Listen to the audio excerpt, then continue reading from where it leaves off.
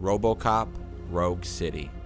Based off of the hit movie series RoboCop, we have RoboCop Rogue City. You play as half man, half machine to take on crime and to restore order to the city. I think fans of the series are going to appreciate this game. It's almost like its own standalone film.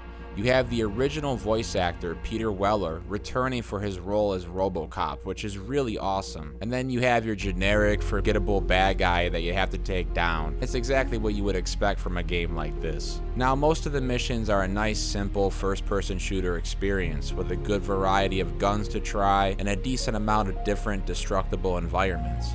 RoboCop is equipped with a scanner to highlight enemies and also has some upgrades that you can unlock that will expand combat. I had fun turning off my brain and taking down some criminals in a Terminator-like fashion. But I will say, this game is nothing fancy. It has mediocre AI and pretty predictable writing, although I did appreciate having different dialogue options to choose from. You are not the only ankle breaker on this basketball court. And that's letting you off easy. I also ran into a couple glitches throughout my playthrough, and they do throw the same boss fight at you 3 times, which is basically you just finding a way to cheese it, because if you don't, you die. Now mind you, I had max damage upgrades alongside with health and damage reduction, and it still wasn't enough, at least playing on normal.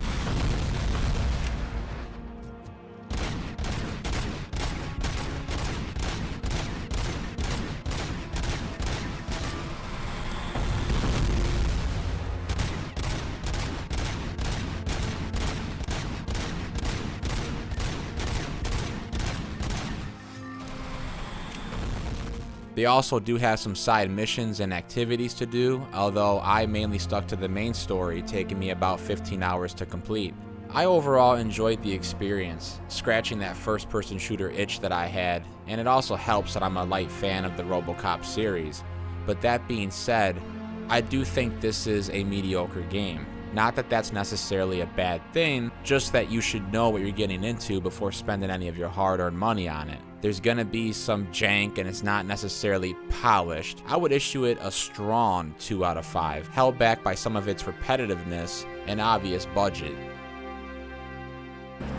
You need to be taught some manners.